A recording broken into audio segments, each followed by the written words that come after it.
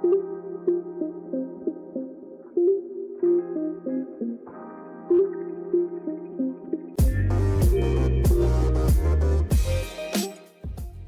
welcome to the next episode of the 60 Go podcast. Joining me through Zoom today, Damien Seabolt. Siebes, how are you, mate? I'm good, Tom. A few tech issues to start the day, but that won't stop us from soldiering on. First one over Zoom. Really excited to do this. See our ugly faces going forward, which is always nice. Hey, we're going to do our Storm 2023 review today. I'm going to start off by saying this. Look, I'm a Storm fan, Storm tragic, but I think Craig Bellamy probably at the start of last year overestimated how good this team was going to be. And I think that it was just through his coaching greatness that he was able to get really the results that he did out of it. Yeah, I agree, mate. To be honest, I don't think they're a very good footy side, apart from those 4 or 5 elite players. And what Bellamy did with that squad, considering Hughes and Munster both missed time during the year, Pappenhausen was non-existent during the year because of that poor injury run that he's had. I think what Bellamy did to get them into the top 4 and have them thereabouts again with a couple of weeks to go was just an amazing effort. They've went after Payne Haas during the year, and they went after Tino as well, and they seem to be linked with any middle forward that's potentially even coming off the market. Daniel Safidi was linked to them a couple of weeks ago, possibly even David Clemmer. So it's obviously a need that they realise is evident. Yeah, definitely. I think they're at least one quality middle short, one edge player, and they've got issues in their centres. I mean, they've got elite wingers, they've got fullback depth, they've got great halves, they've got an excellent hooker, they've got a core of a good pack, but they're just, as I said, one elite middle, one edge back rower, and definitely at least a centre short. Justin Olam is moving on, and that was a bit of a strange moment in the year, wasn't it? Justin Olam and Remus Smith you could put them in pen for being in the centres for the Storm for the year at the start of last season. It's an interesting one, isn't it, for Bellamy to drop both of them in the middle of the year and say that that's not good enough. Well, let's remember, I suppose, that Remus Smith was injured, so he lost his spot through injury because the guys that come in and replaced him, young Tanumapea in particular, he probably played a lot better than what Bellamy ever expected him to, and he forced his hand, and Remus Smith struggled to get back in the team after that injury layoff that he had. Olam, I don't know what's happened. We joked about it during the year that he never really was the same player after Olakau'atu cleaned him up early in the season. He seemed to be a little bit gun shy, which he's never been in his career, but that's what he's based his career on is, like a bull at a gate. He attacks everything a million miles an hour. And something seems a little bit off there. I don't know whether or not outside of footy he's not happy in Melbourne at the moment or what it might be, but the move to the Tigers, potentially might be a good thing for him and the Storm. It tosses up another question as well. Nick Meaney was really signed as sort of a utility fringe squad player for the Storm as a sort of replacement for Nico Hines when he was brought in, but he's had to play a lot of first grade. He's played a lot of fullback now and occasionally filled in the halves as well. Is there a path for Meaney to go to the centres? Because it would be a bit of a waste to not have him in the squad, you would think. Well, yeah, I agree with everything you said around Meaney and being in the squad, and they've got to find a space for him because he's been great the last couple of years since he's been down in Melbourne. He's certainly a lot better than what I thought he would be. And again, you go back through history, and Bellamy's done that with everyone. You could count on one hand the amount of guys that have gone down there and not actually improved, and they're probably guys like George Rose. It just springs to mind where work ethic was never George's forte, so he probably didn't quite fit in down there, and things didn't work out. But the majority of players that go there definitely improve. I think Meaney, as a centre, I'm not sure defensively. I would more lean towards Xavier Coates playing in the centres and Meaney on the wing as an option. But again, Bellamy could, he could coach anyone to do anything. So it wouldn't shock me one bit if Meaney was in the centres. Ideally number 14, but there's the young fullback Falago. I can't pronounce his name, but the young guy from Farlongo, from Sunny Coast. He looks okay. I mean, I don't think he's as good as Pappenhausen, at all. But can Pappenhausen stay fit? Have they got to have cover there? What's their perfect 14? Is it Meany or is it the young guy? Well, it gives you a valuable option at fullback, doesn't it, when Pappenhausen goes down? Because it's sort of a similar situation with your brother at Manly. So if Tom goes down, touch wood, that Cooler is there ready to roll. Yeah, 100%. And then, you know, again, very similar comparison to Manly. Then they've got okay the tried and proven Ruben Garrick at Manly. That then is the safe option, just like at Melbourne. Well, Meany is the safe option. Yeah, that's right. That's right. It wasn't a really flattering back end of the year for Melbourne. Particularly some of those games at the end of the regular season, the Dragons game springs to mind. The Dragons weren't beating anyone, and yet Yeah, they really struggled. I think they were down. They might have been down 18-0 at one point against the Dragons. Like it was a real struggle to beat them there. Do And you, then do you they think Cameron and Jerome Hughes were fit though? Like honestly, I think they were carrying injuries. possibly, but then you go into the finals, they lose 26-0 to the Broncos, a Yeah, team who they've had the wood over for a long, long time. Really failed to fire a single shot. They played so awful that game. And then they they come up. were. Sorry, mate, but they were. Yes, don't take credit away from Brisbane because they were good that day, but it was a lot about how bad Melbourne were, especially early when they had opportunities and they just couldn't throw anything at them. And then they go up against the Roosters, who had so many injuries. It wasn't even funny. Like they had so many people out, the Roosters, and for the Storm to even make that close, like was a bit Yeah, embarrassing. And they scored on the belt to win that game. So and sort of robbed the Roosters of a great win there. And then they get blown out of the water by Penrith. So like it's three pretty unflattering games in the finals.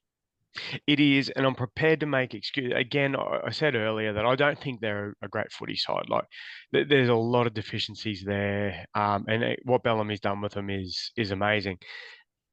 In the last month, I reckon Munster was injured. He had that knee problem where he had the gash and things weren't healing.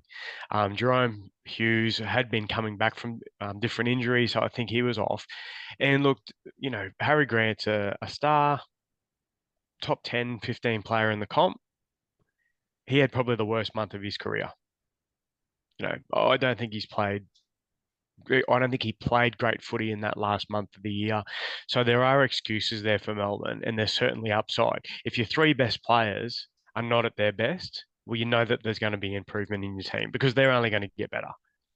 I can't think of another team who's as top heavy as they are in the spine. Like their spine is so you could argue it certainly is the best spine in the comp, but they're paying for it. Like it's not like any of these guys are on cheap deals. Like they're paying to have that. Do you think that the successful clubs? Let's take a look at Penrith, for example. Dylan Edwards and Jerome Luai are on considerable money. Like they're not top players in the game money, but the fact that they've also got a guy like their Mitch Kenny who wouldn't be on much money at all. And you take a look at a lot of other good teams in the competition. Brisbane's a perfect one as well. I know that guys like Ezra Mam and Reece Walsh will get upgraded deals, and Adam Reynolds already on a fair bit of money, but their dummy half position isn't taking up much at all. So the fact that they haven't got these uh, they haven't got these guys to sort of spread out their salary cap. Do you think that that's an issue going forward? Yeah, it definitely is. I mean, they've got Frank Panisi there, who's a genius, and he's done this for years. And they always find a way to get the balance right. I think the true test was after the salary cap issues, going back 10 years ago now, um, and they found a way to rectify it and get things right pretty quickly. So they know what they need to do. I know I've spoken to a couple of people involved down there over the years, and they're the ones that really explained the salary cap to me and getting your salary cap right and perception and reality and the difference between what people think outside looking in and what the reality is and what a club tries to do. And what I mean by that and how it was explained to me was it's all about what you're paying for certain players, but don't just isolate that one player. Look at it as a holistic approach. So, if you've got middles, you might be paying 600 grand for a middle that's only worth 400, and circumstances just dictate that you've got to pay that much money for him. But what you might then have that season is a young kid who's just debuting that you're only paying 150, 200 for, but you're getting $500,000 worth of value out of him. So when you balance out each position and look at your salary cap and work out what you're trying to do and how you're trying to, approach it, that's how things can balance themselves out in the end. And Melbourne have got a history of bringing guys who are on the scrap heap or at the end of their career that they're getting to the club on the cheap, and identifying the right junior star and getting them for a couple of seasons on the cheap as well. So that's how they balance things out, and that's how I think that they can get over their cap being so top heavy and having all that money invested into their spine. They'll understand that, yep, we've got to move one or two people on, and we need to identify a prop here and a young centre there. But I would back them to be able to get it right. There's a couple of guys that they are investing a lot of money in at the moment who have only played one or two games, which I think they've pretty clearly, got wrong. But again, those contracts will be coming to an end, and there'll be opportunities there for them to fix it up. It was a really key moment re-signing Munster at the start of last season. They've got Jerome Hughes there. One really exciting prospect for them. We've talked about Suafalongo, but Jonah Pezzett, I think, is a future out and out first grader. Do you think he'll be at Melbourne long term? It's a hard one, isn't it? Because Munster and Hughes have both got at least 3 or 4 good years of footy ahead of him. So Yeah. is Pezzett prepared to wait around until he's 25 to get a crack? That's going to be the test. And again, he's got a pretty decent hooker in front of him as well. So it's not like he's going to be used as a bench hooker that can play in the halves during Origin time, because again, he's still only going to get 3 games a year. So I don't know. They're going to be very lucky to hang on to him, or What do they you? bite the bullet and they move on Hughes, which I don't think they will. I wouldn't. No, I wouldn't either. I know Cameron Munster gets a lot of praise as the best player at Melbourne, but I think that Jerome Hughes is the most important. What he does, as far as a consistency standpoint, Munster might Oh, produce for moments of sure. brilliance that nobody else in the competition can do. But as far as Yeah. consistency goes, I think Jerome Hughes is the most important. Agree, mate. But they're two different things, aren't they? Like the most Absolutely, consistent and the best player are two different things. And absolutely. yeah, I think you nailed it there. What do you expect out of Melbourne this year? They'll be between 3 and 8. So I've really given a wide scope there, because I'm just never going to say that Bellamy can't get a team into the top 4, because he just does every year. He Yeah, finds a way to do it. I just don't think they're quite there. But again, I can't see him dropping out of the 8. There's too much talent there. So providing that those 3 key players are fit for the majority of the year, they're going to be in the 8 somewhere. What about yourself? I agree. I think that they're between fourth and fifth. I've got them in a battle with Brisbane for fourth and fifth. Yep. There is a lot of the problem with Melbourne is if they get an injury to a big name player, then particularly Nelson. Like if Nelson was to go down, they lose so much punch through the middle, and they almost can't even move the ball. So it's a bit of a battle. I think Sorry, mate, we didn't touch on him, and I know we're wrapping it up. As a Melbourne fan, so let's put aside our podcast hat and what we like to do with each club. What are your thoughts on Nelson and the brain falling out of the head the last month of the year? Was it uh, frustrating? oh look, if he wasn't as good of a player as what he is, yes, it would be frustrating. Yeah. But I just think that his upside produces something for Melbourne that they can't replace. And there's Oh, only of probably course, mate. Yeah. there's He's only probably got that. five or six front rows in the game that can produce what Nelson can, and he is Yeah. one of those explosive middles that changes the game. And when he isn't on the field, it's a stark difference. Because I'm not saying Christian Welch and Josh King and these guys aren't good players, but they're just different types of No, he's got that players. X factor. He's got that X factor. I just reckon there's going to be a few clubs now that have seen what happened that last few games, because when Nelson just tucks the ball under his arm and runs hard and skittles people, he then generates ruck speed. That's when Harry Grant's at his best. That's when the halves come into it. He wasn't doing that the last month. He was too busy getting caught up in the niggle, and I think there's going to be some teams that really try and get under his skin and see if they can get him to unravel instead of play footy. They tried a few different things with Nelson throughout the year that I really loved. I loved the The edge, stinted back row.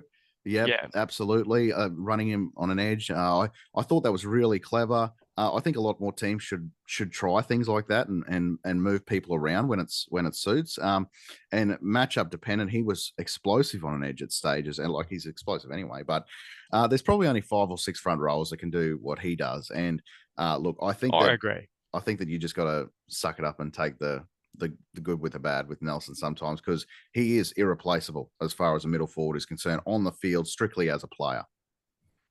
Yeah, I agree. I don't disagree at all. I think there's an opportunity there for some clubs to get under his skin and see how he handles it.